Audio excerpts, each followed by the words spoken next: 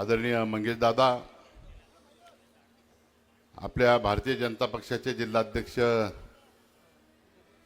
आमचे मित्र डॉक्टर राधेश्यामजी चौधरी, मंचवर उपस्थित ज्यांनी आत्ताच मनोगत व्यक्त केलं ते वैशालीताई, अमोल भाऊ, संजय नाना, मधुभाऊ काटे, सुभाष पाटील, सगळे नगराध्यक्षपदाच्या उमेदवार, सगळेच प्रभागामधील सगळे उमेदवार आणि माझ्या समोर बसलेले सगळे ज्येष्ठ मंडळी, वडील मंडळी आणि बंधू आणि भगिनींनो, अमोल भाऊ आणि वैशालीताई यांनी आपल्याला या ठिकाणी आव्हान त्या ठिकाणी केलेलं आहे. मी आपल्याला एवढंच सांगेल भाऊ की या मतदारसंघाला एक वारसा, एक परंपरा, एक सुसंस्कृतपणा, आरोप प्रत्यारोप होत असतील तरी त्याला मर्यादा होती, एक दर्जा होता. परंतु गेल्या काही वर्षामध्ये इथल्या जे काही आमदार आहेत यांना इतका गर्व झालेला आहे, अहंकार म्हणतो आपण त्याला, पैशांचा अहंकार असेल, खोक्यांचा अहंकार असेल, आणि ह्या अहंकारामध्ये ते पाचोऱ्यामध्ये तर बरडताच आहेत. परंतु आता ते चाळीसगावला जाऊन आमचे सहकारी मित्र मंगेश दादांच्या विरुद्धही त्या ठिकाणी प्रचार सभा घेत आहेत. काय सभा घेत आहेत? जातीपातीचं राजकारण करण्याचा ते त्या ठिकाणी प्रयत्न करत आहेत की मंगेश दादा, पाचोरा शहरामध्ये मला या ठिकाणी त्रास होतो आहे आणि म्हणून समस्त राजपूत समाजाने एकत्र येऊन त्या ठिकाणी मंगेश दादाच्या विरोधात उभं राहावं असं आव्हान ते त्या ठिकाणी करतात. अरे बाबा, हे जातीपातीचं राजकारण तुम्ही कुठून आणलं? असं जातीपातीचं राजकारण असतं तर मग मी मराठा समाजाचा होतो, मला का पराभव पत्करावा लागतो? सगळ्या जाती धर्माच्या लोकांना घेऊन राजकारण करावं लागतं, हे कदाचित आमदार विसरत आहेत. आणि हेही विसरत आहेत की या ठिकाणी बहुसंख्य मराठा समाजानंतर अनेक समाज आहेत, माळी समाज आहे, गुजर समाज आहे, चौधरी समाज आहे, भोई समाज आहे, सगळ्याच समाजामध्ये मुस्लिम बांधव आहेत.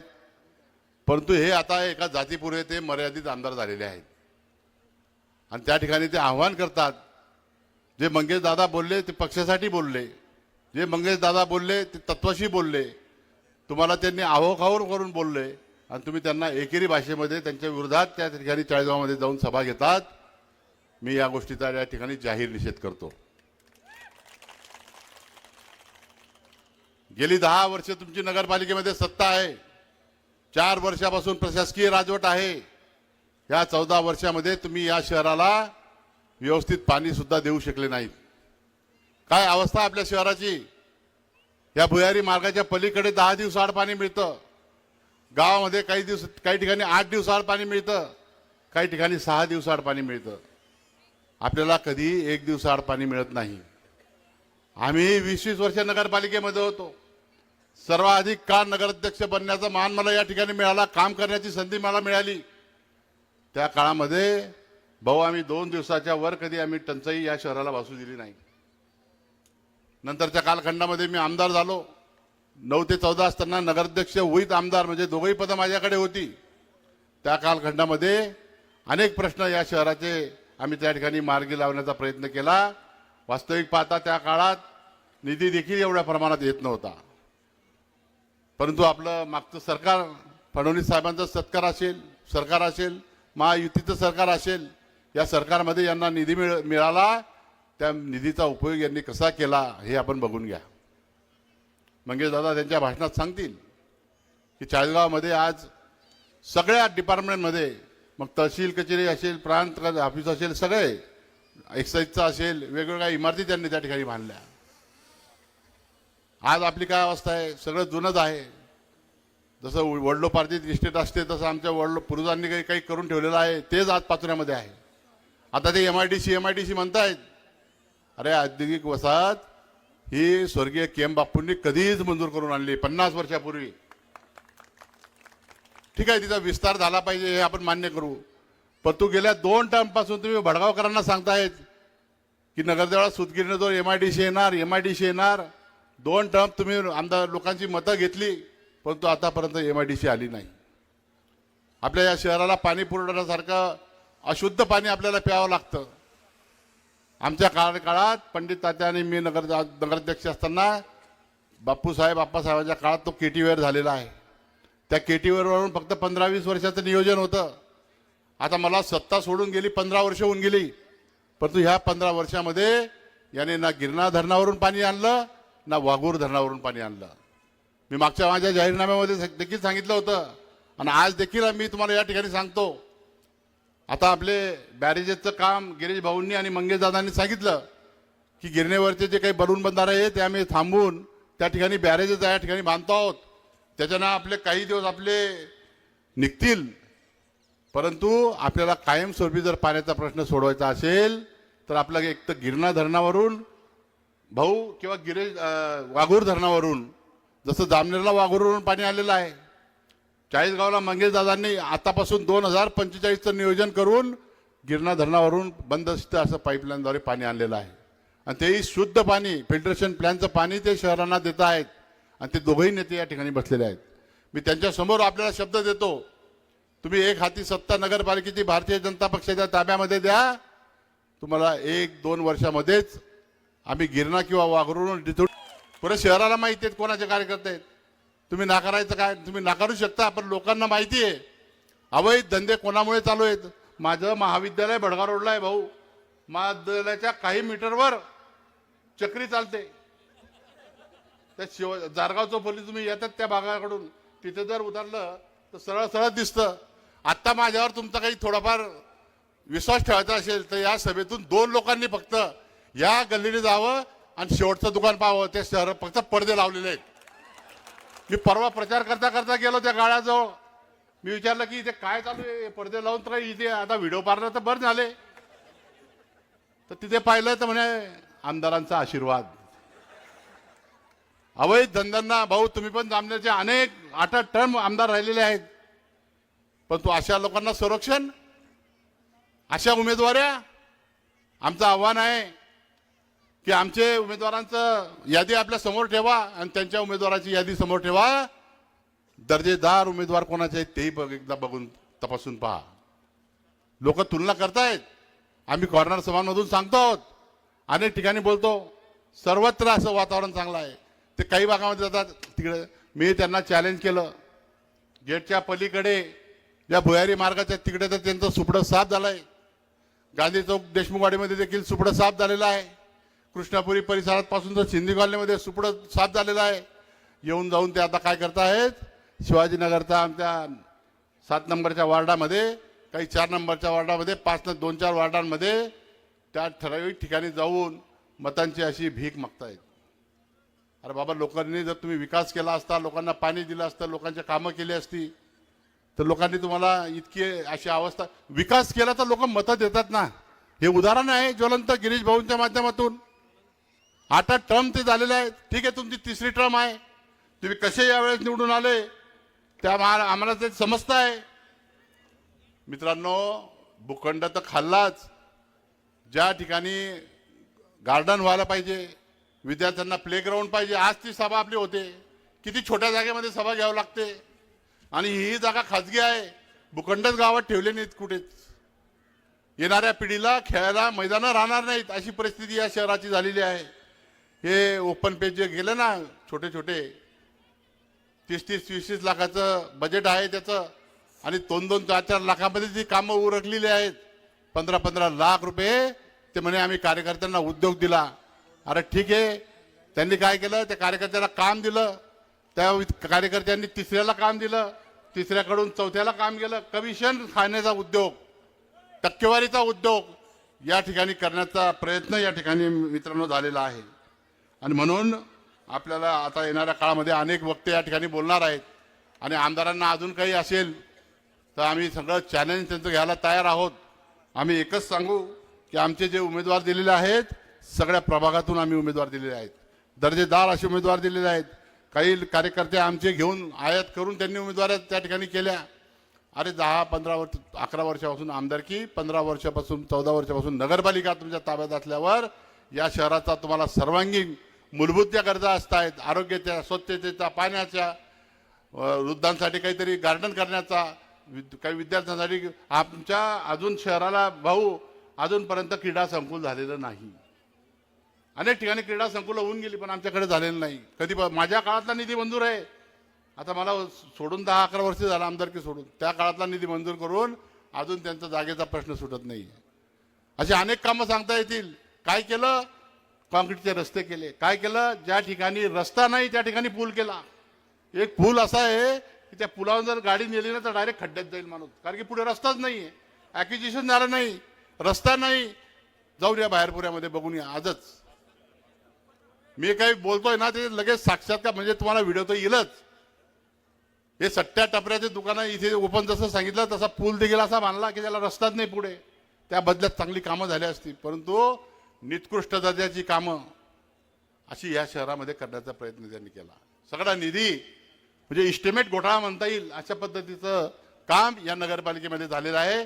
मित्रांनो, आपल्याला शेवटी एकच विनंती करेल की आता 2च दिवस आपल्याला राहिले आहेत.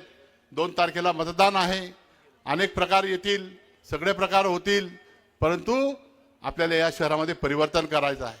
भारतीय जनता पक्षाच्या माध्यमातून गिरीश भाऊंच्या नेतृत्वाखाली मंगेशदादांच्या मार्गदर्शनाने या शहरामध्ये आम्ही तुम्हाला जे जे अभिवचन दिलं, मग ते जागा जमिनीवर नावा करण्याचं असेल, आपली एक एक्सप्रेस कुठे ते याच्यासाठी जाण्यासाठी अजमेर जाण्यासाठीचं एक्सप्रेस थांबा असेल, किंवा पाणी पुरवठ्याची योजना आपल्याला जी गिरणीवरून किंवा वाघरून आणायची आहे त्यासाठी असेल, या नेत्यांचं आम्हाला सहकार्य लाभणार आहे.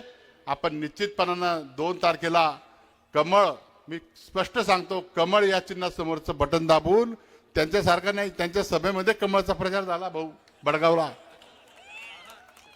सभा शिवसेनेची, आणि ते म्हणतात कमळला म्हणजे चांगलं आहे, आपल्यालाच फायदा आहे. मी सांगतोय की कमळ आणि धोबी पछाड का आमच्या उमेदवारांना अशी धोबी पछाड द्या म्हणे, चांगलं आहे. 24च्या 24 बडगावमध्ये ते बोलले, पर पाचोऱ्यामध्ये बोलायला पाहिजे होतं. तर मित्रांनो, 2 तारखेला कमळ चिन्हाचं बटन दाबून नगराध्यक्ष सुचेता वाघ सह सगळे जे 28 उमेदवार आमचे या ठिकाणी, बहुसंख्य महिला, निम्मेच्या वर आमच्या महिला उभ्या आहेत, त्या महिलांना आणि आमच्या उमेदवारांना आपण सगळ्यांनी मतदान करावं, आशीर्वाद द्यावेत आणि स्थिर अशी नगरपालिका, सुसज्ज असं प्रशासन, चांगलं प्रशासन आम्ही या ठिकाणी देण्याचा प्रयत्न करू. 11 नंबर वार्डामध्ये तांत्रिक कारणामुळे त्या ठिकाणी एक ठिकाणी आमच्या तांत्रिक कारणामुळे उमेदवार जरा एका छत्री निशाणीवर त्या ठिकाणी उभा आहे, राहुल गायकवाड, त्याला देखील आपण त्या ठिकाणी मतदान करावं ही विनंती करतो आणि थांबतो. जय हिंद, जय महाराष्ट्र.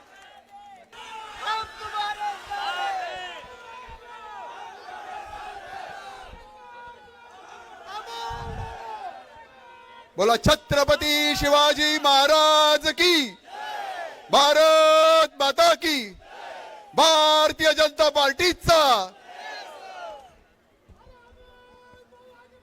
हम तुम्हारे साथ है. येत्या 2 दिवसांनी म्हणजेच 2 तारखेला होऊ घातलेल्या पाचोरा नगरपालिकेच्या इलेक्शनच्या निमित्ताने इथे होत असलेल्या या विराट सभेनिमित्त व्यासपीठावर उपस्थित असलेले आपले सर्वांचे सन्माननीय माननीय नामदार गिरीश भाऊ, आदरणीय चाळीसगावचे आमदार मंगेश दादा, माजी आमदार दिलीप भाऊ, वैशालीताई, व्यासपीठावर उपस्थित असलेले सर्व सन्माननीय, व्यासपीठावर उपस्थित असलेले येत्या 3 तारखेला होणारे सर्व सन्माननीय नगरसेवक, भारतीय जनता पार्टीचे जिल्हाध्यक्ष डॉक्टर राधेश्यामजी चौधरी आणि माझ्या समोर इथे उपस्थित असलेल्या देवाभाऊच्या लाडक्या बहिणी, पाचोरा नगरीतील सर्व सन्माननीय नागरिक हो, इथे उपस्थित असलेले सर्व पत्रकार, सर्वप्रथम व्यासपीठावर भाऊंना मी सांगू इच्छितो की भाऊ 2 दिवसापूर्वी उपमुख्यमंत्र्यांची इथेच सभा झालेली होती. त्यावेळेस खरं तर इलेक्शन शहराचं होतं, पण शहरातली लोक कमी आणि ग्रामीण भागातली संख्या इथे जास्त होती.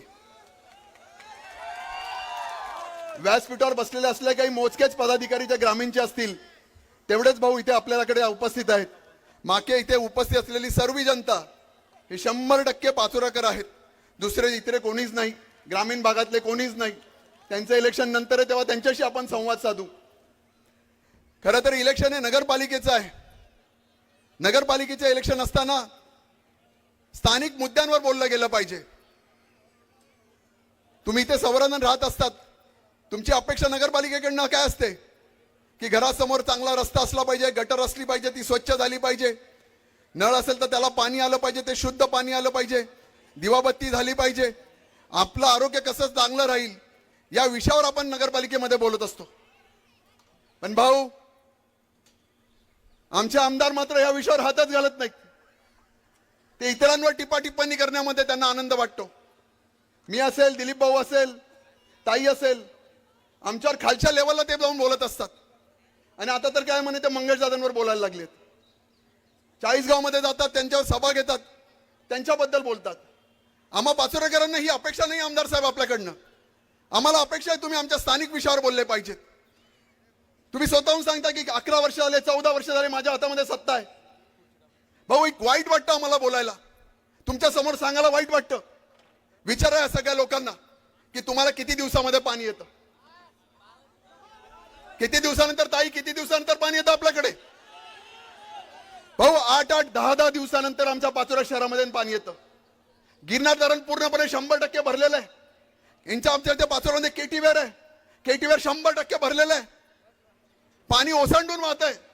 पण हे असताना सुद्धा आमच्या पाचोऱ्यामध्ये 8-8, 10-10 दिवस पाणी येत नाहीये. भाऊ, मी प्रचार करत असताना बाहेरपुरा भागामध्ये फिरत होतो, कृष्णापुरी भागामध्ये फिरत होतो, शिवाजीनगर भागामध्ये फिरत होतो.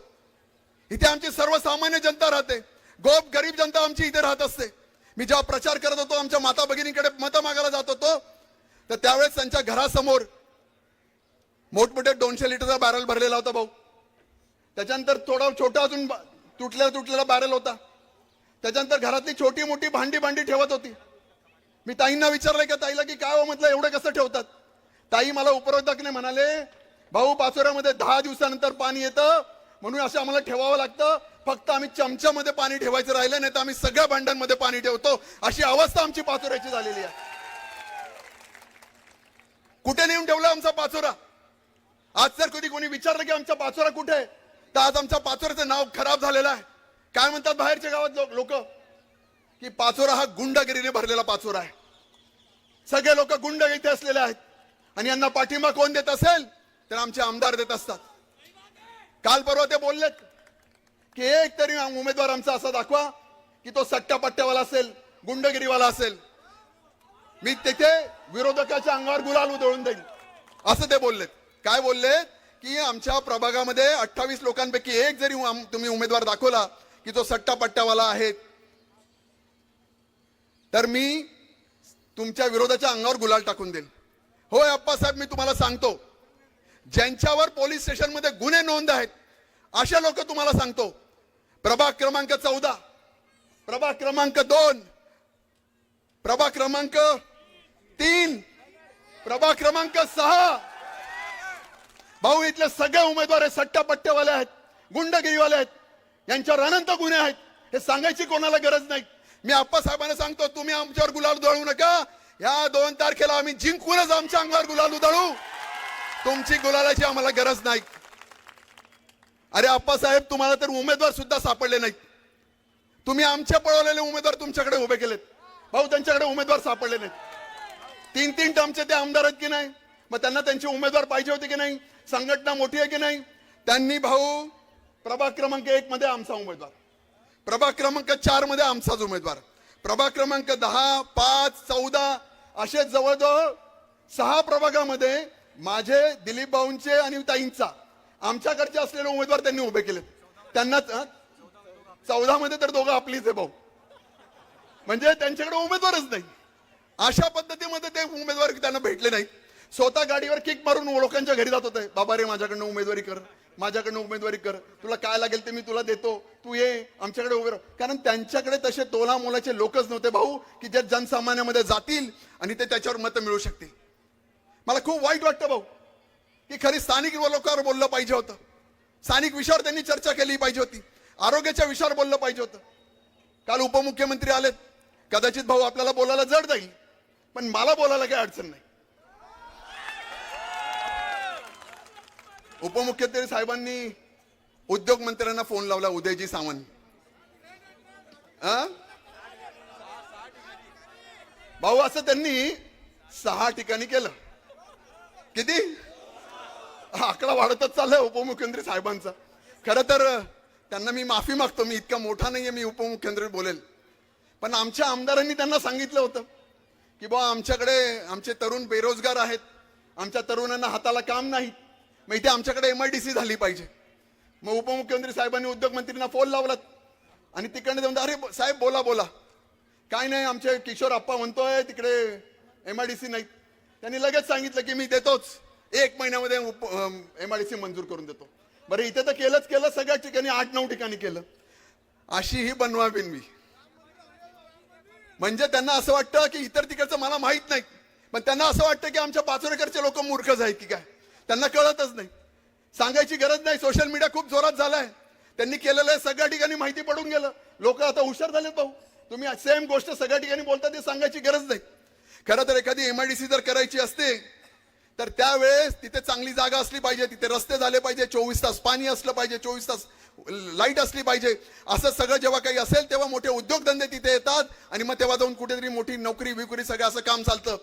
पण ते होण्याच्या अगोदरच ते मुंगेरीलालचे सपने असतात ना, ते सपने ते आम्हाला दाखवतात पाचोरेकरांना. पण आप्पासाहेब, ही पाचोरेकर जनता तुमच्या आता भूलतापाला बळी पडणार नाही आहेत. ही पाचोरेकर जनता आता शुद्ध आहेत. आम्हाला काहीच नको आहेत भाऊ. काय पाहिजे आम्हाला?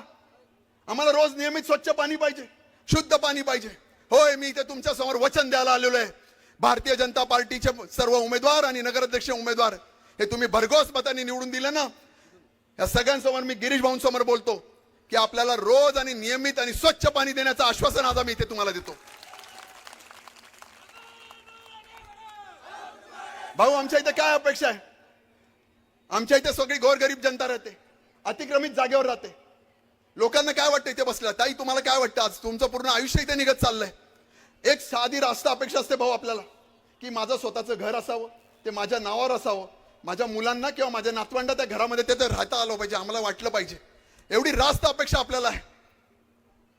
पण आमदार साहेबांनी भूल ताप्या मांडल्यात की होय, मी तुम्हाला तुमच्या नावावर करून देतो, घरं नियमित करून देतो. ते घरं मोजली गेली पाहिजे, त्याच्याकरता त्याचं शासकीय फी भरली पाहिजे.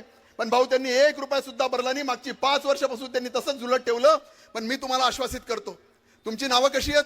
उतार्यावर भोगोटाधारक म्हणून तुमची नावं आहेत, बरोबर की नाही?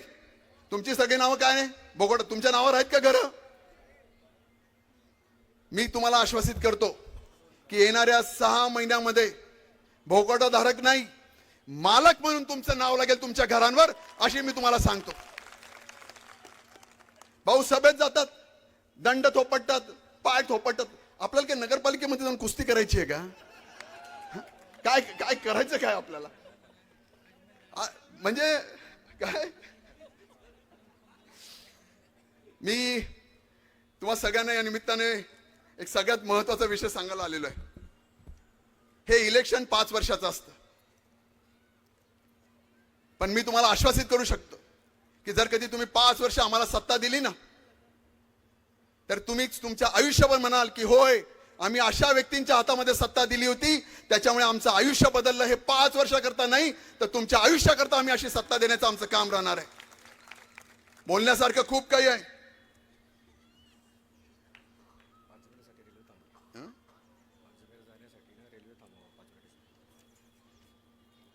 भाऊ, एक अपेक्षा आमच्या काही मुस्लिम बांधवांनी आणि बहिणींनी केलेली होती की अजमेर करता जाण्याकरता आमच्या पाचोरा रेल्वे स्टेशनला एक गाडी थांबलीच पाहिजे. मी नक्कीच तुम्हाला एक आश्वासित करीत होते माझ्या इथे असलेल्या मुस्लिम बांधवांना आणि बहिणींना की आपले माननीय खासदार स्मिताताई यांच्या मार्फत तो पाठपुरावा करून ती सुद्धा मागणी आपली कशी पूर्ण करता येईल अशा पद्धतीमध्ये आपण नक्कीच काम करू. बोलण्यासारखं खूप काय आपल्याला. बरं, सगळ्यात महत्वाचं, त्यांनी किती काही बोललं, कुठे काही केलं, ते म्हणाले की मी उपमुख्यमंत्र्याचा मानसपुत्र आहे. पण आमदार साहेब विचारून गेलेत, मी पण मानसपुत्र आहे, पण मी पूर्ण महाराष्ट्राचा संकट मोचक आहे ना, त्यांचा मी मानसपुत्र आहे. आणि संकट मोचक जर माझ्या हा बरोबर असतील तर माझ्या समोर येणारे सगळे संकट हे दूर होऊ शकतात. हे कदाचित आमदार साहेबांना माहिती नाही. मी खूप जास्त बोलणार नाही, पण जाता जाता तुम्हाला एक विनंती करायला इथे आलेलो. अहो हा विषय तुमचा नाही, पण आम्हाला बोलावं लागेल. 1 तारखेला सगळ्यांचीच घरं उघडे राहतील, मी असं ऐकलं रात्रीतून. म्हणाले लक्ष्मीचं आगमन होईल. आपण लक्ष्मीला नाही ताई, आपण लक्ष्मीला नाही म्हणतो का घरात येताना? येऊ द्यायचं, काय नाही म्हणायचंच नाही. बरं आपलेच पैसे कशाला घाबरता तुम्ही तिकडं? येऊ द्यायचं. पण मी एक रास्त अपेक्षा आपल्याकडे करायला आलेलो आहे. लक्ष्मी आपल्या लोकप्रिय उमेदवार सुचिताताई व त्यांचे सर्व 28 सहकारी या सर्वांच्या या भारतीय जनता पार्टीच्या प्रचाराच्या सभेसाठी मंचावर उपस्थित आदरणीय गिरीश भाऊ, तुमचं सगळं धकतं पण माझं नाही धकू शकत. सन्माननीय दिलीप भाऊ वाघ, वैशालीताई, अमोल भाऊ शिंदे, आमचे अध्यक्ष राधेश्यामजी चौधरी, संजू नाना वाघ, भाऊसाहेब डीएमजी पाटील, मधुभाऊ काटे, सतीश बापू, सुचिताताई वाघ, गोविंद भाऊ शेलार, ज्योतिताई वाघ, ज्योतिताई भामरे, दीपकजी माने, सदाशिवजी आबा, रमेशजी वाणी, सुभाष भाऊ पाटील, दत्ता आबा बोरसे, मुस्लिमजी बागवानजी, दानिशभाई, रिजवानभाई, अनिल आबा, कांतीलाल जैन, बंसी बापू, नाना भाऊ, सर्व उपस्थित या पाचोरातील सुजान मायबाप जनता हो, आणि खऱ्या अर्थाने एक सज्जन शक्ती म्हणून काही लोक इथं आली आहेत. मला अनेक लोकांनी इथं येताना विचारलं, तुम्ही जोरात बोला, त्यांच्यावर खूप बोला. तुम्हाला माहिती आहे मी काय करणार आहे आता.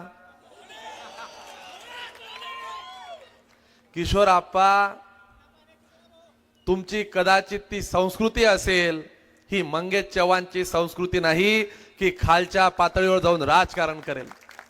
राजकारणाच्या काही गोष्टी ह्या पाळायच्या असतात, काही अलिखित नियम असतात. जरी तुम्ही ते ओलांडले, स्तर सोडला, लायकी सोडली, तत्व सोडले, मी म्हणतो की महाराष्ट्रातला एकमेव असा दुर्दैवी आमदार असेल की ज्याला स्वतःच्या अध्यक्षपदाचा तिथं उमेदवार उभा आहे, त्याच वार्डामध्ये स्वतःच्या धनुष्यबाणावरच्या उमेदवाराला प्रचाराला न जाता उभाठाच्या आणि शरद पवार गटाच्या उमेदवारांच्या प्रचाराच्या आघाडीसाठी जावं लागलं. ते आलेत, अनेक लोकांनी तिथं त्यांचं भाषण ऐकले असतील आणि अनेक लोकांनी प्रश्न विचारले, भाऊ मला की किशोर आप्पांचं तुमचं असं काय झालं आहे. मी म्हटलं माझं आणि त्यांचं काही बांधावरचे वाद नाही आहेत, परंतु काही जीवनातली तत्व असतात. भारतीय जनता पार्टीचे उमेदवार म्हणून मागच्या वेळेस आम्ही दोघं एकत्र लढलो आणि युती म्हणून मी एकच मदत मागितली. एक त्यांनी मला व्हिडिओ करून पाठवला आणि 4-4दा बोलून दाखवलं. म्हटले मंगेश चव्हाण हा फक्त माझ्यामुळे निवडून आला आहे. आमचे भारतीय जनता पार्टीचे असंख्य कार्यकर्ते वर्षानुवर्ष तिथं काम करता आहेत. मग ते काय तिथं भजा तळायचे काम करता आहेत का?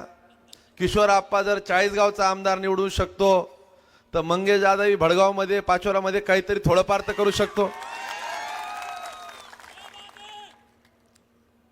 मी तुम्हाला सांगतो,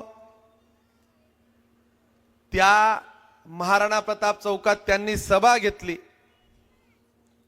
आणि त्याच महाराणा प्रताप चौकामध्ये त्या शहरासाठी जिथं आले, त्या शहराच्या उद्याच्या भविष्यासाठी, त्या गावासाठी एकही शब्द न बोलता मी कसा चुकीचा आहे हा दाखवण्याचा त्यांनी केविलवाणा प्रयत्न केला. त्यातली खालची लोकही त्यांनी काही चित्र पाहिलं. वर्षभरापूर्वी त्याच महाराणा प्रताप चौकात येऊन त्यांनी माझं एवढं कौतुक केलं, भाऊ तीच जागा तोच चौक, तेच महाराणा जर वरती असतील ते सुद्धा ऐकत असतील की हा कसला असा महाराणांचा वारसदार आहे की हा दुतोंडी बोलतो आहे. जर त्यांच्या हातात तलवार दिली असती तर पहिला शिरच्छेद त्यांनी या आमदारांचा केला असता. अरे त्याच ठिकाणी तुम्ही येऊन सांगितलं की हा आमदार कसा काम करतोय. वर्ष न होता त्याच चौकामध्ये तुम्ही येऊन बोलतात. ही दुतोंडी भूमिका, ती भूमिका फक्त एकदा मंगेश चव्हाणच्या विरोधात नव्हती, ती भूमिका होती चाळीसगावकरांच्या जनमानसातल्या विकासात काम करणाऱ्या एका तरुण नेतृत्वाची. ती भूमिका त्यांनी जी विरोधात मांडली ती भूमिका होती एका हिंदुत्वाच्या विचाराने काम करणाऱ्या भारतीय जनता पार्टीच्या असंख्य कार्यकर्त्यांच्या विरोधातली. त्यांनी जी भूमिका मांडली, जे शिवसैनिक आहे, हळाचे कार्यकर्ते आहेत, ते वर्षानुवर्ष काम करता आहेत, त्या शिवसैनिकांच्या स्वप्नांवरती त्यांनी जो नागर फिरवला ती भूमिका त्यांनी तिथं मांडली. मला अनेक लोकांनी विचारलं, मी म्हटलं माझं त्यांचं कधीही काही झालं नाही. मी त्यांच्या मागच्या विधानसभेला जे जे शक्य असेल ते करण्याचा प्रयत्न केला. पहिल्यांदा कोणी आमदार उभा राहिला त्याला स्वतःची पडलेली असते, तरीही किशोरप्पांना मदतीची भूमिका घेतली. अमोल दादा, मी तुम्हाला सांगतो, त्या दिवशी माझे असंख्य कार्यकर्ते आहे. चालू इलेक्शन मध्ये आप्पा पाचोऱ्याला तुम्हाला यावं लागलं. तुम्हाला का यावं लागलं चाळीसगावला, याचा सवालाचं उत्तर तुम्ही आजही देऊ शकत नाही. अरे मी कधी त्या गोष्टीचं भांडवल करणार नाही, ते आमच्या रक्तातही नाही. छत्रपती शिवरायांचा मावळा म्हणून काम करतो. जातीपातीचं द्वेषाचं राजकारण त्या गावात कधी केलं नाही. 354 बूथ आहेत. माझे विरोधक जरी असतील त्यांच्या गावात देखील मी 2-4 मतांनीच कमी असतो. 344 बुथांमध्ये मला एकतर्फी मतदान झालं. ते काही असं रात्रीतनं झालं नाही. रात्रीचा दिवस करतो, हाडाची काळ करतो, लोकांच्या सुखदुःखात जातो. त्यावेळेस जनता त्याच्या मागे जनारदार उभी करते. गिरीश भाऊ सारखा नेता पाठीमागे उभा राहतो. अशा लोकांना लोक डोक्यावर धरतात.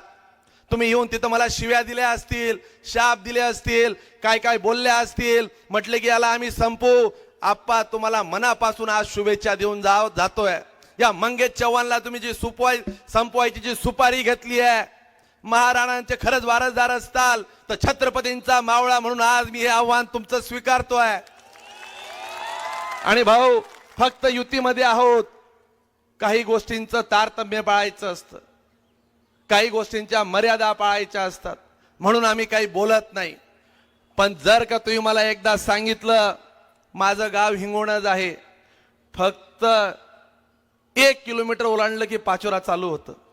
एकच पाय इकडे टाकला तरी पाचोरा चालू होतं, भडगाव चालू होतं. तुम्ही मला फक्त एकदा भारतीय जनता पार्टीकडून परवानगी द्या, या माणसाला अशी अद्दल घडवेल की याला लक्षात राहील. आणि अद्दल कशी घडवतो आम्ही तुम्हाला सांगतो.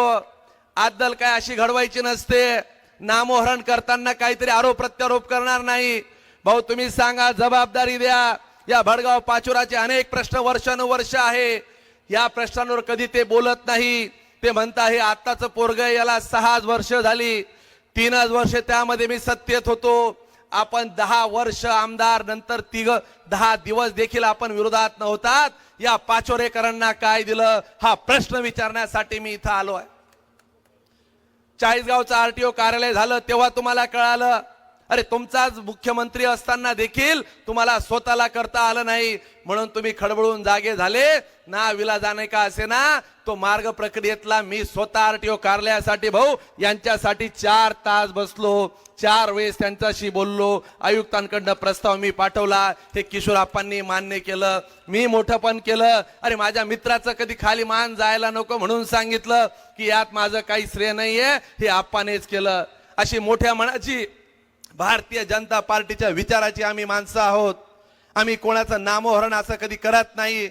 ठरवलं असतं तर आम्ही तुम्हाला भडगावला त्याच दिवशी जोडलं असतं. अरे तुम्ही इथले काय आज प्रशासकीय व्यवस्था आहेत, तुम्ही म्हणता की हा आत्ताचा पोरगा आहे. 40 इथल्या पाचोरेकरांना मी इथं सांगायला आलो आहे, जामनेरचं तर खूपच अवघड आहे, त्यात मी काही बोलत नाही. तिथलं त्यांना तिथलं इन्चार्ज केलं. मला हेच कळालं नाही की वरतून त्यांना भारतीय जनता पार्टीच्या मदतीसाठी पाठवलं का काय. साधनाताईंना आमच्या त्यांनी डायरेक्ट बिनविरोधच करून टाकवलं. मग मला आता गिरीश भाऊंना मी 2-3दा विचारलं, आप्पा ते परत परत का बरं चाळीसगावला येत आहेत, सामाजिक बैठका घेता आहेत, अनेक ठिकाणी ते मोठमोठ्या सभा घेत आहेत. गिरीश भाऊ एका शब्दात मला गिरीश भाऊंनी सांगितलं, अंदर की बात है तेरे फायदे की बात है बोले. मीच त्यांना तिथं तुझ्या फायद्यासाठी पाठवलंय. आणि गिरीश भाऊंचं वाक्य मलाही कळेना, तुझ्यावरचं संकट कमी करण्याचं काम मी आप्पाला दिलं आहे म्हणून आप्पा चाळीसगावला येतो आहे. तिथं येऊन ते काय सांगतील तुम्ही त्यांची भाषणं ऐका. अरे कधीतरी विकासावर चर्चा करा, त्याच्यावर तुम्ही सांगा. मी तुम्हाला सांगतो, भरगाव आणि पाचोरा मधले 86,000 शेतकरी आहेत, चाळीसगावचे 83,000 शेतकरी आहेत. नंतरच्या काळात काही कारणाने 2,000 शेतकऱ्यांच्या टेक्निकल अडचणी आल्यात, म्हणजे 81,000 आणि भडगाव पाचोरा मिळून तुम्ही बघा 85,000, जवळजवळ 4-5 हजार फक्त शेतकऱ्यांचा या दोन्ही क्षेत्रातला फरक आहे. इथं पैसे किती मिळाले? 8,500 रुपये प्रति हेक्टरी. आणि आमच्याकडे पैसे किती मिळाले? 17,500. आप्पा अशी जबाबदारी घ्या की माझ्या शेतकऱ्यांना मी 17,500 रुपये मिळवून देतो, तू काय गप्पा मारतो असं सांगून तुम्ही मला आव्हान द्या. मला आनंद वाटेल की या पाचोऱ्यातल्या लोकांना तुम्ही 18,500 रुपये मिळवून दिले. मला काहींनी विचारलं की भडगावच्या आणि पाचोऱ्यांच्या शेतकऱ्यांना एवढे पैसे का कमी मिळाले आणि तुमच्याकडे का जास्त पैसे मिळाले. मी म्हटलं, माझा बाप शेतकरी आहे, तो शेतात राबलाय, त्याचा आयुष्याचा संघर्ष मी पाहिलाय. आप्पाला कदाचित तो संघर्ष माहिती नसेल, आप्पाला त्यात कमिशन भेटलं नसेल म्हणून आप्पाने तिथं ते केलं नसेल. मी हे बोलणार नव्हतो, बऱ्याचदा आम्ही टाळतो. पण आप्पा तुम्ही ज्या खालच्या स्तरावर टीका टिप्पणी केला, या पाचोरकरांना तुम्ही इथं उत्तर द्यायचं आहे. तुमची पंचायत समितीची काय व्यवस्था आहे, का तुम्ही वर्षानुवर्ष सत्तेत राहून न्याय देऊ शकले नाही, का इथं प्रशासकीय तुम्ही कार्यालय उभे करू शकले नाही. या पाचोरकरांना मी फार तुम्हाला अतिशयोक्ती सांगत नाहीये.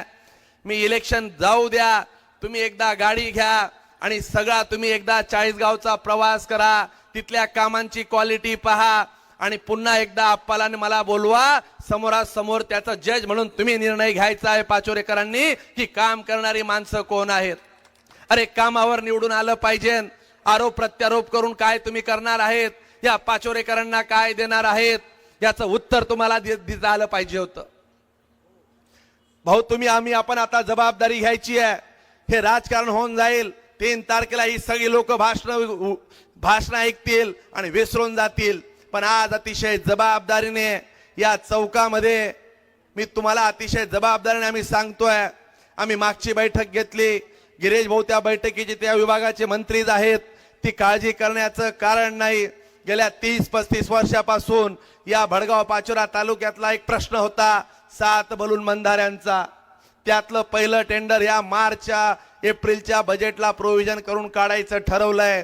या भडगाव पाचोऱ्याच्या सगळ्या ग्रामीण भागातील शेतकऱ्यांना समृद्ध करण्याचं आज इथं जबाबदारी गिरीश भाऊंच्या माध्यमातून आम्ही घ्यायची ठरवली आहे. गिरीश भाऊंनी सांगितलंय, भाऊ तुम्ही मला इथलं राजकीय जबाबदारी देण्यापेक्षा इथल्या कामांची जबाबदारी द्या. ते जसं चाळीसगावला येऊन म्हटले, काय मी आता पाचोऱ्याची नाही तर चाळीसगावची इथली विकासाची जबाबदारी घेतो. आणि भाऊ ते 15 दिवसापूर्वी म्हटले, मला या वर्षभरात 1 रुपया देखील मिळाला नाही. आता मला सांगा, जो माणूस म्हणतो मला 1 रुपया मिळाला नाही, त्या चाळीसगावकरांची जबाबदारी आप्पा तुम्ही कुठल्या तोंडाने घेतली?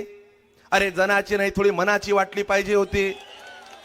पण यांचं असं झालंय, मला नाही आबरून मी कशाला घाबरू, असा प्रकार आहे. त्यांचे भाषणाचे मी अनेक मुद्दे ऐकले. अरे मी तर म्हटलं हापाचं लई पोलिसाचं ट्रेनिंग झालं असेल, पण या माणसाने खोटं बोलायचं ट्रेनिंग कुठे घेतलंय? अमोल भाऊ तुम्ही काही काळ सोबत होते, जरा आम्हाला सांगा जरा कुठून ट्रेनिंग घेतलाय? त्या ट्रेनिंग सेंटर मधनं एवढे गोळे, एवढे खोटं बोलायचं? अरे समोर या, चर्चा करा. तुम्ही काय चाळीसगावला येता? मी आज पुन्हा तुम्हाला आव्हान देऊन चाललोय, या चौकामध्ये चाळीसगावचा एकटा मंगेश चव्हाण येईल, प्रत्येक प्रश्नाचं उत्तर तुम्हाला इथं कृतीने देणार आहे. तुम्ही या पाचोरेकरांचं पहिले समाधान करायची जबाबदारी घ्याल का, याचं उत्तर तुम्ही दिलं पाहिजे. या शहराला तुम्ही 10 वर्ष आणि अधिक 4 वर्ष 14 वर्षाचा वनवास, हा रामाचा तुम्ही पाहिला असेल वनवास, परंतु या पाचोरेकरांचा वनवास पाण्याचा तुम्ही संपवू शकला नाही. पूर्ण काळ तुम्ही सत्तेतली फळं चाकली. 14 वर्षापासून पाचोरा नगर परिषद तुमच्या एक हाती ताब्यात असताना देखील तुम्ही या पाचोरेकरांना पाणी पाजलं नाही. मी पाचोरेकरांना मायबाप जनतेला विनंती करतोय की यांना आता पाणी पाजायची वेळ आली आहे. ज्यांनी तुम्हाला पाणी दिलं नाही त्यांना आता तुम्ही त्यांचं पाणी उतरून त्यांना येणाऱ्या 2 तारखेला या सगळ्या लोकांना तुम्हाला घरी बसवावं लागेल. आणि भारतीय जनता पार्टीचे आमचे सर्व उमेदवार आमच्या सुचेताताईंना इथं तुम्हाला निवडून द्यायचं, ही देखील आम्ही या माध्यमातून विनंती करतो. तुम्ही बघा, अनेक वर्षापासून आपण पाहताय इथं त्यांची सत्ता असताना देखील कामांवर ते बोलत नाही. कुठल्याही व्यवस्था त्यांच्याकडून एका माणसाने, पदम राजपूत पाटील नावाच्या माणसाने, आता मला मेसेज इथं एकाने दाखवला की हा 2029 ला कसा आमदार होतो. अरे या पदम पाटील कोण आहे? हा पदम बापू, याला आली कुठून मस्ती एवढी? तुम्ही चाळीसगावचा आमदार ठरवणार असाल तर भडगाव पाचोरामध्ये मी सांगतो ठाण मांडून मी उद्यापासून आता लक्ष घालायचं ठरवलं आहे. भाऊ तुम्ही मला फक्त परवानगी द्या, या गोष्टीवर एकदा होऊनच जाऊ द्या. अरे आमचं काय होतं, आमचं होतं तरी काय? अरे एका सर्वसामान्यातल्या घरातला पोरगा गिरीश भाऊने संघर्ष केला, मला तिकीट दिलं, एकदा आमदार केलं, दुसऱ्यांदा आमदार केलं, दूध संघाचा चेअरमन केलं, अरे आता नगराध्यक्ष पद दिलं. यापेक्षा आयुष्यात काही जास्त नको आहे. पण इथं जर भारतीय जनता पार्टीच्या कार्यकर्त्यांना कोणी डिवसण्याचं काम करत असेल तर भारतीय जनता पार्टीच्या कार्यकर्त्यांसाठी रात्रीचा दिवस करायला आम्ही इथं येऊ, हे देखील आम्ही तुम्हाला सांगून जातो. आणि जाताना इथले काही अधिकारी आहेत, त्यांच्या वारंवार तक्रारी येत आहेत. त्यांच्या वारंवार तक्रारी या येत आहेत की ते इथले भारतीय जनता पार्टीच्या कार्यकर्त्यांना त्रास देत आहेत. काही लोक इथल्या स्थानिक आमदाराच्या आधिपत्याखाली वागत आहेत. 3 तारखेनंतर तुम्ही एकदा त्यांची चिठ्ठी द्या. भाऊ गिरीश भाऊ तुम्हाला सांगतो संकटमोचक आहेत, पण ते एखाद्यावर संकट कसं आणतात या 3 तारखेनंतर त्याचं उत्तर काही लोकांना आपल्याला द्यावं लागणार आहे. त्या अधिकाऱ्यांना सांगणं असेल, जर चुकीच्या पद्धतीने जर भारतीय जनता पार्टीच्या कुणा कार्यकर्त्याला त्रास देत असाल तर तुम्ही अशा पद्धतीने समजू नका की आम्ही गप्प राहू. त्यांना देखील जशास तसे उत्तर दिलं जाईल. पुन्हा एकदा या तमाम पाचोरेकरांना, या मायबाप जनतेला सांगतोय की ही लढाई या पाचोऱ्याच्या अस्मितेची आहे. ही लढाई भविष्यातल्या काही ज्या गोष्टी आहेत ज्या घडायला नको, ही ती थांबवण्याची आहे. म्हणून मी तुम्हा सगळ्यांना इथं विनंती करायला आलो आहे की येणाऱ्या 2 तारखेला आमच्या सुचिताताईला आणि आमच्या या सर्वच्या सर्व उमेदवारांना भारतीय जनता पार्टीच्या कमळासमोर बटन दाबून दाबून दाबून दाबून तुम्ही सगळ्यांनी निवडून द्यावं, आशीर्वाद द्यावा, जनाधार द्यावा. एवढंच थांबतो. धन्यवाद. जय हिंद, जय महाराष्ट्र. धन्यवाद दादासाहेब. सर्वांनी कृपया ज्या महिला भगिनी उठतायत आपण बसून घ्या. शेवटचं भाषण आमदार गिरीश भाऊंचं या ठिकाणी होत आहे.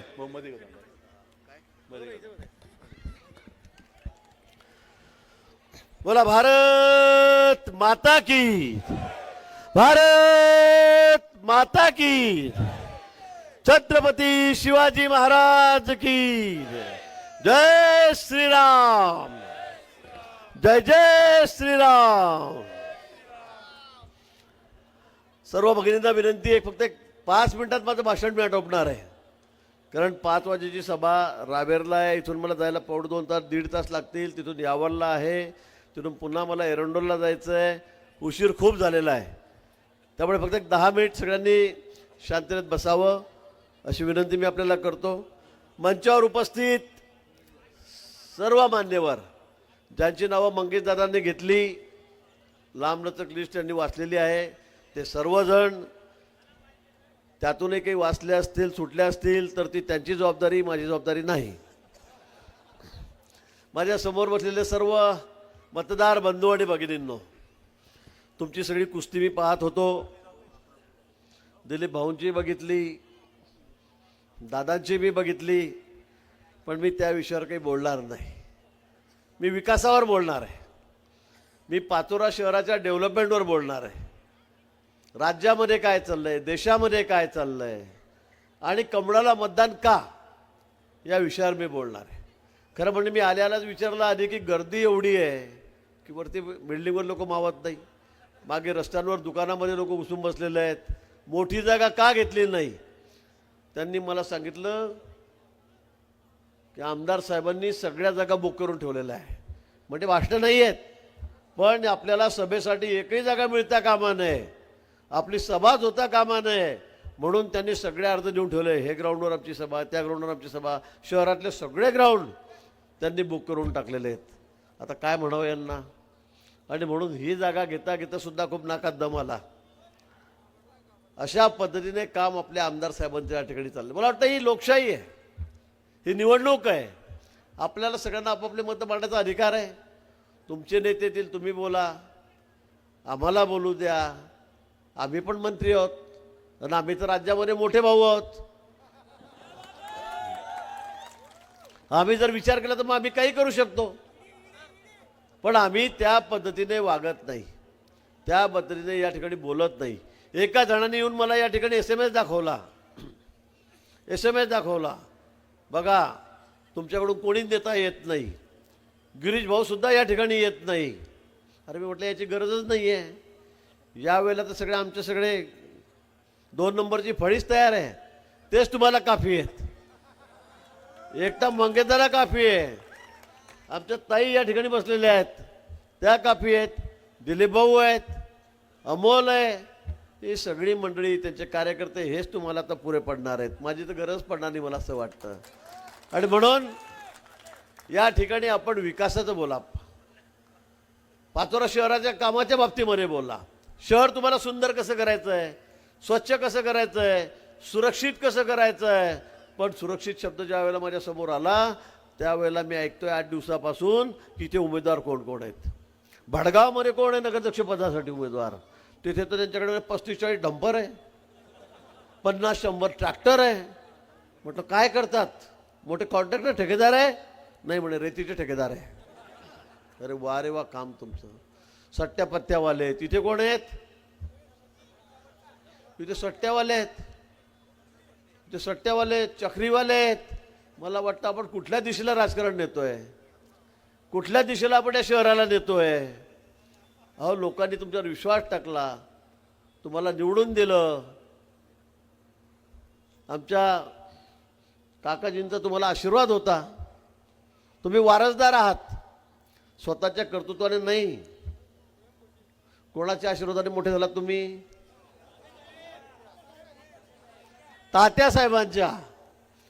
तात्यासाहेबांच्या तुम्ही मांडीवर जाऊन बसलात, त्यांच्याबरोबर राहिलात, त्यांची जागा तुम्ही घेतली, त्यांनी तुम्हाला आशीर्वाद दिला, तुम्ही मोठे झालात.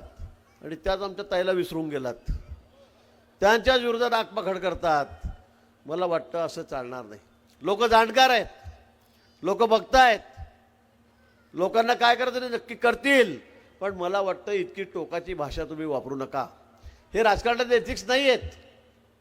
राजकारणामध्ये इतक्या खालच्या वर जाऊन, आता मी 40गावमध्ये पण ऐकतोय, तिथे जाऊन काय काय पण बोलतात, काय शिवराळ भाषेमध्ये बोलतात. काय चाललंय तिकडे. ते आमचे एक माजी हिरो, काय नाव त्यांचं, उन्मेष पाटील, उन्मेष दादा, काय नाही पडले 2-3दा धडाधड खाली. पक्ष सोडला आणि त्यांचा अंत झाला. आता मी त्यांना सांगितलंय पंचायत समितीत निवडून दाखवा. एकदा खासदार झाले, एकदा मंत्री झाले आणि वाटेल तसं तोंड सुट्टे आमच्यावर घेत आहेत. मी म्हटलं तर तुमचं झालं ना, तुम्ही ग्रामपंचायतमध्ये तरी सरपंच निवडणार तुमच्या गावच्या, आहे का हिंमत. एकदा पक्ष सोडला की तुमची किंमत नाही. कोणी असो, उद्या मी असेल का मंगेश असेल, कोणी असेल, एकदा पक्ष सुटला की तुमची किंमत संपली. ते पक्षाला किंमत आहे. हा पक्ष खूप मोठा आहे, विषय पक्षाचे अनुयायी खूप मोठे आहेत. तिकडे पाहिलं का तुम्ही पूर्वेकडे, कोणतं गाव आहे तिकडे, मुक्ताईनगर. काय झालं तिकडे, कसं चाललंय, मी मी मी हा भाऊ हा भाऊ. अरे रे भाऊ तू काही नाही रे. अरे बाबा पक्ष म्हणून आपण आहोत, सगळं मी, पक्ष काहीच नाही असं म्हणत म्हणत त्यांना एकदा पक्षाने काढलं, पक्षातून निघाले आणि आता गावातली ग्रामपंचायत पण त्यांच्याकडे ते कोथळे गावातली नाही. 7 लोकांपैकी 4 लोक आपले आहेत. मुक्ताईनगरची नगरपालिका नाही, बोदवडची नगरपालिका नाही, डेअरीतून गेले, बँकेतून गेले, 2 वेळा आमदारकीला पडले. अजून काय पाहिजे तुम्हाला? आता आज मी टी व्हीवर पाहिलं, आता मी कमळाचा प्रचार करणार. म्हटलं हे काय झाला परत? आज टी व्हीवर सांगतायत मी आता कमळाचा प्रचार करणार आहे. पण कोणी बोलवलं तुम्हाला? स्वतः स्वयंभू, कारण नसताना आता कोणी विचारत नाही. म्हणजे भुसावळमध्ये जाऊन तुतारी वाजवायची, वरणगावमध्ये जाऊन काहीतरी घड्याळ वाजवायचं, इकडे येऊन कमळ सांगायचं. मला राजकारणच कळत नाही यांचं. मला कधी कधी प्रश्न पडतो की मुख्यमंत्री परत एवढ्या मोठ्या लायकीचा माणूस असा भरकटलेल्या सारखा कुठे कसं का भेटतोय, कळतच नाही मला. आणि म्हणून इतकी वाईट अवस्था पक्ष सोडल्यावर होत असते.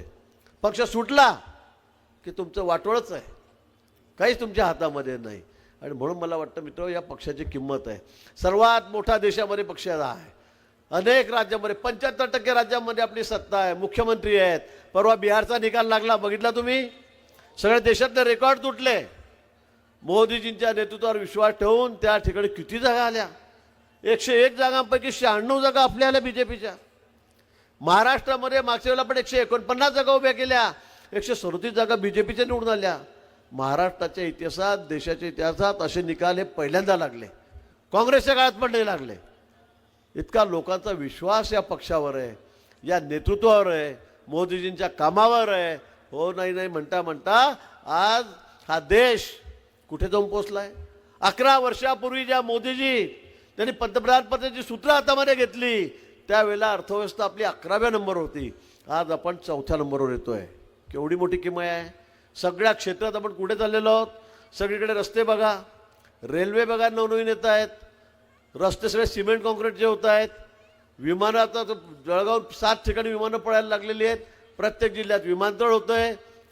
युद्ध क्षेत्रामध्ये आपण इतके पुढे चाललो आहे की रणगाड्या आपण बनवतोय, पाणबुड्या आपण बनवतोय.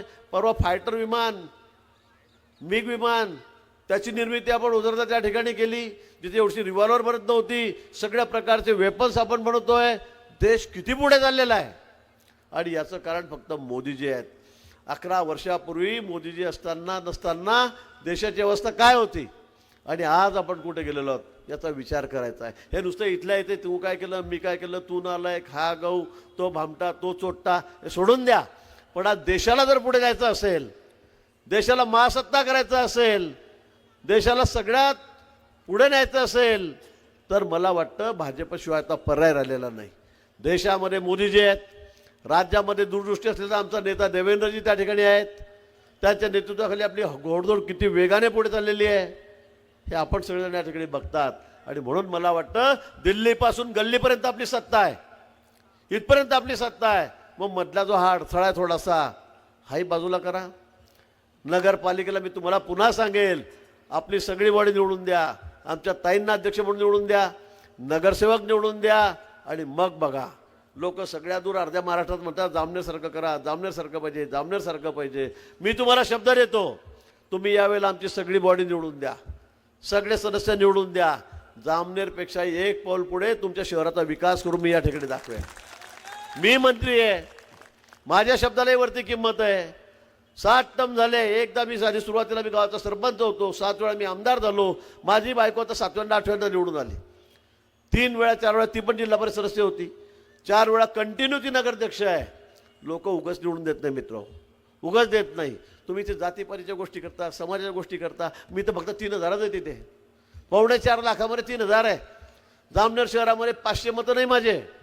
52,000 54,000मध्ये कसली जात, कसली पात, कसला धर्म, कसला समाज, कसला पैसा, कोण विचारतंय? अरे जो काम करेल, जो माणसांना जीव लावेल, जो कार्यकर्त्याच्या सुखदुःखात सामील होईल, तोच नेता. आणि म्हणून मला आणि माझ्या बायकोला 3,000 मतं नाही आमचे. 4.25 लाखामध्ये आम्हाला 16 वेळा लोकांनी निवडून दिलं. 16 वेळा. एकदाही पराभवाचं तोंड पाहू दिलं नाही. तर हे का होतंय, कशामुळे होतंय? मला वाटतं अशा पद्धतीने आपण वागलं पाहिजे, अशा पद्धतीने शहराचा विकास केला पाहिजे. जामनेर शहर येऊन तुम्ही बघा, काय काय केलं आम्ही. तुम्हाला मी दाव्याने सांगेल, या 2 वर्षात 3 वर्षामध्ये महाराष्ट्रातलं सगळ्यात सुंदर शहर, सगळ्यात स्वच्छ शहर, सगळ्यात सुरक्षित शहर कुठलं असेल तर ते जामनेर असेल. मी तुम्हाला दाव्याने सांगतो. आणि त्यानंतर मी आज ठरवलेलं आहे तुमच्या भानगडी बघून की तुम्ही भानगडीमध्ये पडू नका. काही लोकांना सांगू नका.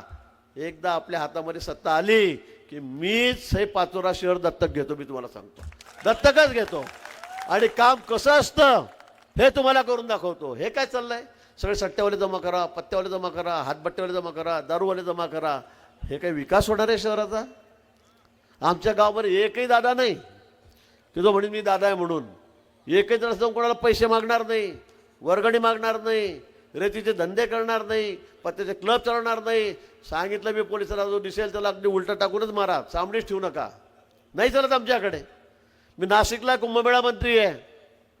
नाशिकमध्ये अनेक दादांना असाच मार झाला होता. कोणी कोणाचाही खून करतंय, मोटरसायकल धक्का लागला मार.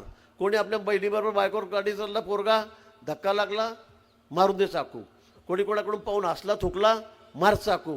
गळ्यात आमची भगिनी चालली आहेत, आई चालली आहे, मुलगीच्या गळ्यात सगळी ओढून जा पळून. अरे म्हटलं चाललं काय? सरकार आलं आपलं, परत देवेंद्रजी मुख्यमंत्री झाले, मला कुंभमेळा मंत्री केलं. पालकमंत्रीचा वाद तर अजून सुरूच आहे. पालकमंत्री पण मी त्या ठिकाणी नाही आहे. मी पोलिसांना सीपींना बोलवलं, माननीय मुख्यमंत्री महोदयाची परवानगी घेतली. मुख्यमंत्री महोदय सांगितली जरा सरळ करून टाकला. कुंभमेळा आहे आता, आणि कुंभमेळ्याच्या आधी जर अशी परिस्थिती असेल, एवढे गुंड जर मस्ती आले असेल, माझ्यावर आले असतील, त्याचं करायचं काय? आणि म्हणून मी पोलिसांना सूचना दिल्या. आज तुम्हाला सांगतो की नाशिक शहरातले 15,000 छोटे मोठे गुंड हे सगळे कुठे कुठे कुठे गायब झालेत देवस्थानावर. ते काठूश्याम काय ते बाबा के दरबार में सगळे बाबा बचाव. 10-15,000 लोक गायब होंगे सगळे छोटे मोठे गुंड. अरे नको रे बाबा. अशा मिरवणुका काढल्या, तुम्ही टीव्हीवर बघितल्या. असे हाणले की ते आता परत म्हणता की नाही बाबा याच्या पुढे काही नाही, बरे हमाल्या करू, शेतात जाऊ का आम्हाला, पण हे धंदे करणार नाही.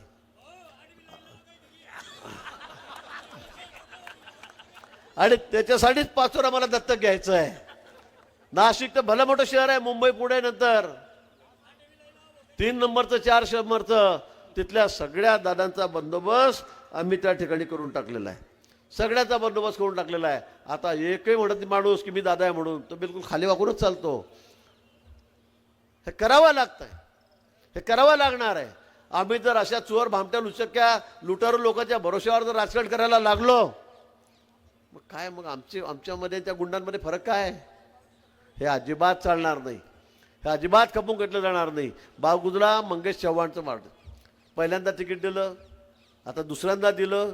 दुसऱ्यांदा तर रेकॉर्ड तोड मतं निवडून आलेत. पाडायला निघाले होते काही जण. किती मतं निवडून आले दादा तुम्ही? 86,000 मतांनी.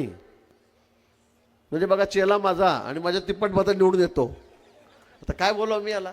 इतकं चांगलं काम करतो, इतका पाठपुरावा करतो, इतकं चांगलं काम केलं की म्हणजे 40 गावकर तोंडामध्ये बोट घालतात की असं कसं काय होऊ शकतं. इतकं चांगलं काम, कामाच्या भरोश्यावर बोलणारा माणूस आहे. त्यांनी सट्ट्यापत्त्यावाल्याला एकल्या जवळ केलेलं नाही, दारूवाल्याला जवळ केलं नाही, 2 नंबरवाल्याला थारा नाही, पण आपल्या कामाच्या भरोश्यावर हा मोठा झालेला कार्यकर्ता आहे. काही नव्हता. मुंबईमध्ये कधीतरी मला भेटला 2-3दा. आमच्या रामेश्वर बरोबर आमच्या आला, 2दा 4दा 5दा भेटला. म्हटलं काय करतो? काय नाही, 40 गावचं असं आहे तसं आहे, इकडे तिकडे इथे काम करतो. काही नाही, बोलता बोलता विषय झाला. म्हटलं आमदार होतो का? नाही हो, मी कसं काय होईन? म्हटलं होऊन जा, 40 गावला कामं कर म्हटलं. 2-4 महिने गेला. आधी उमेश दादाबरोबर लोकसभेला फिरला, नंतर विधानसभा आली, त्याला तिकीट दिलं, हाला निवडून. पण इतके चांगलं कामं केली 5 वर्षामध्ये की लोकांनी त्याला 10,000वरून आता 86,000 आणलाय. आणि पुढच्या वेळेला मी तुम्हाला दाव्याने सांगेल की महाराष्ट्रामध्ये हा रेकॉर्ड करेल निवडून यायचं. सगळ्यांना सोबत घेऊन, सगळ्या समाजाला सोबत घेऊन हा तरुण कार्यकर्ता त्या ठिकाणी काम करतो. समाजावर विश्वासच ठेवू नका की लोक जातीवर पातीवर समाजावर निवडून येतात म्हणून. कामावर लोक निवडून येतात, आपल्या कर्तव्यावर लोक निवडून येतात. आमच्यासारखे छोटेसे कार्यक्रम, माझ्या वडील शाळा मास्तर होते. काय होतं? काहीच नव्हतं आमच्याकडे. थोडीफार शेती होती 10-15 एकर.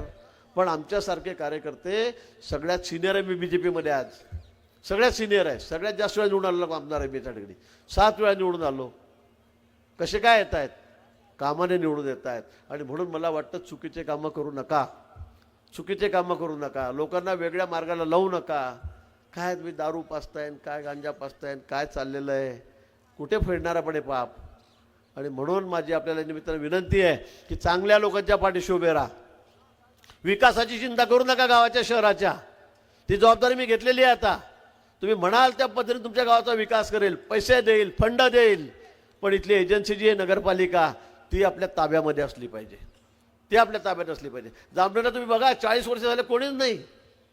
40 वर्ष झाले, 41 वर्ष झाले. माझी बायको 91ला पहिल्यांदा झडपी सदस्य झाली, मी 92ला सरपंच झालो, नंतर सतत 94 पासून आमदार होत आलो आहे.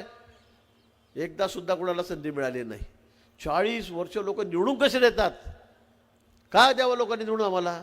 बायको माझी सतत नगरपालिका झाल्यापासून एक म्हटलं 2 वर्षाचा काळ सोडला तर पूर्ण वेळ त्या ठिकाणी 20 वर्ष ती नगराध्यक्ष आहे. आता एवढं तर बिनविरोध झाली. आताही तुम्हाला सांगतो 28-29 जे सदस्य आहेत सगळ्याचे सगळे निवडून येतील, एकही दुसरं येणार नाही. 11 सदस्य मी बिनविरोध झालेलो आहोत, बायको माझी बिनविरोध झालेली आहे. एकाही सदस्याचं डिपॉझिट जामनेरमध्ये वाचणार नाही. केवढा लोकांचा विश्वास संपादित करावा लागतो, केवढी कामं करावी लागतात. रात्र दिवस सुखात दुःखात आजारपणात लोकांच्या धावावं लागतं, पळावं लागतं. म्हणून हे शक्य आहे. म्हणून माझी सगळ्या लोकांना विनंती आहे की हे कामं आपण करा, अशा पद्धतीने आपण कामं करा. आणि म्हणून पाचोऱ्यामध्ये सुद्धा आपल्याला विनंती मी या ठिकाणी करतोय. सिंचनाच्या कामाच्या बाबतीमध्ये मग जरा शेवटचा मुद्दा घेतो आणि संपवतो, 2च मिनिट. आणि सिंचनाच्या बाबतीमध्ये की मी ज्या खात्याचा मंत्री आहे ह्या भागामध्ये अजूनही पाहिजे तसं पाणी नाही, सिंचनाच्या व्यवस्था या ठिकाणी नाही आहेत. मी तुम्हाला शब्द देतोय, आज शब्द देतोय, गिरणाईमध्ये 24 तास पाणी ठेवण्याची जबाबदारी मी या ठिकाणी स्वीकारलेली आहे. 24 तास पाणी तुमच्या शेतीला, 24 तास पाणी. तुमचे बलून बंधारे आहेत त्याचं रूपांतर आता आपण बंधाऱ्यांमध्ये करतोय. आता त्या कामाला मी मंजुरी दिलेली आहे. येत्या 15 दिवसामध्ये, महिनाभरामध्ये त्या कामाचं टेंडर करतो. तुम्हाला 8 बंधारे या गिरणीवर बांधून देतो. आता आपण नारपारच्या माध्यमातून या ठिकाणी या भागामध्ये गिरण्यामध्ये 40 TMC पाणी आणतोय की तुम्हाला कधीच पाण्याची वणवा होणार नाही. कधीच शेतकऱ्यांना त्या ठिकाणी पाण्या वाचून तुम्हाला त्या ठिकाणी कुठे कमी पडलेलं आहे असं होणार नाही. सगळी शेती बागायती करण्याची जबाबदारी या भागातली गिरणीवरच्या मी या ठिकाणी स्वीकारलेली आहे. आणि म्हणून या पुढच्या काळामध्ये तुम्ही 2 वर्ष 3 वर्ष पुढचं आपण निवडणुकीला सामोरं जाऊ त्यावेळेला इथला सगळा भाग हा हरित झालेला तुम्हाला त्या ठिकाणी दिसेल. आणि म्हणून या निमित्ताने माझी आपल्याला विनंती आहे, नम्र विनंती आहे की वेळेला पाचोऱ्यामध्ये तुम्ही आम्हाला एक वेळा संधी द्या, एक वेळा संधी द्या. 20 वर्ष तुम्ही बघितलेले आहेत, पण एक वेळा तुम्ही संधी द्या. कमळाच्या फुलाचं बटन दाबून आमच्या ताईंना विजयी करा, आमच्या नगरसेवकांना विजयी करा. आणि त्याबरोबर आपलं कोणतं सिलेंडर आहे का काय, छत्री आहे, 11 नंबरमध्ये छत्रीची निशाणी आहे, त्यांना सुद्धा मतदान करा. आपण जर मी पुन्हा सांगेल की आपण एकदा माझ्या हातामध्ये, आमच्या हातामध्ये ही सगळी सत्ता दिली, ही सगळी सत्ता दिली तर पुढे 5 वर्षांनी लोक फक्त पाचोऱ्याचाच विचार करतील. पाचोऱ्यासारखं शहर असलं पाहिजे, पाचोऱ्यासारखा विकास असला पाहिजे. पाणी सुद्धा देण्याची जबाबदारी आमची आहे. मला तर खरं लाज वाटतं इथे बोलताना. आता इतक्या वर्षामध्ये तुम्ही लोकांना पाणी पाजू शकले नाही. तुम्ही जामनेरला या 5-6-10 जिल्ह्यांमध्ये सगळ्यात जास्त प्लॉटचे भाव जामनेरला आहे. कशासाठी आहेत तर सगळ्या सोयी सुविधा म्हणून आहेत. सगळ्या दूर कॉन्क्रीटच्या आतपर्यंत रस्ते आहेत, लाईट व्यवस्था आहे, पिण्याचं पाणी. लोक म्हणतात भाऊ दुसऱ्या दिवशी सोडतं का, हात जोडतो, सगळा गारा होतो, चिखल होतो, तिसऱ्या दिवशी द्या. मिनरल वॉटर या बाटलीमध्ये पाणी आहे, त्यापेक्षा शुद्ध पाणी जामनेरला मी त्या ठिकाणी देतो. केवढे गार्डन केलेत, केवढ्या व्यवस्था केल्या आहेत. मुलांसाठी 12 कोटी रुपयाचा ट्रॅक केला पडायला, ऑलिम्पिक साईजचा पूल केला, स्विमिंग पूल केलेला आहे, बॅडमिंटन कोर्ट केलेले आहेत, चांगल्या जिम केलेल्या आहेत. 50च्या वर लग्नासाठी आपण त्या ठिकाणी मंगल कार्यालय केलेले आहेत. अनेक गोष्टी आपण जामनेरमध्ये केलेल्या आहेत. मी पुन्हा आपल्याला या निमित्ताने शब्द देईल, तुम्ही आम्हाला फक्त एकदा संधी द्या. तिथे नगरपालिका आमच्याकडे असल्यामुळे, मी मंत्री असल्यामुळे हे करता आलेलं आहे. मी तुम्हाला पुन्हा सांगेल की ही एक संधी तुम्ही जर आम्हाला दिली तर तुम्हाला मी पुन्हा शब्द देतो. मी तर बाजूलाच आहे, इथं जर तुम्हाला भेटणार आहे, पण पुन्हा सगळ्या पाचोऱ्याचा कायापालट मी तुम्हाला या ठिकाणी करून दाखवेल. आता लोक म्हणताय हा भाव निघाला, तो भाव निघाला, आपण हा भाव काढला, तो भाव काढला. काढू द्या काही भाव, काही चिंता करू नका. मी बाकीचं काही बोलणार नाही. लगेच टीव्हीवर येईल मंत्री असं म्हणतायत म्हणून मी ते अजिबात बोलणार नाही पुढचं काय ते. पण मतदान मात्र त्या ठिकाणी कमळाच्या फुलालाच द्या. एका ठिकाणी छत्री आहे त्यांनाच त्या ठिकाणी द्यावं, आम्हाला निवडून द्यावं. आणि फक्त 5 वर्षात आम्ही काय करतो हे एकदा आपण बघावं, एवढीच आपल्याकडून या ठिकाणी अपेक्षा व्यक्त करतो, आपल्याला विनंती करतो आणि थांबतो. जय हिंद, जय महाराष्ट्र.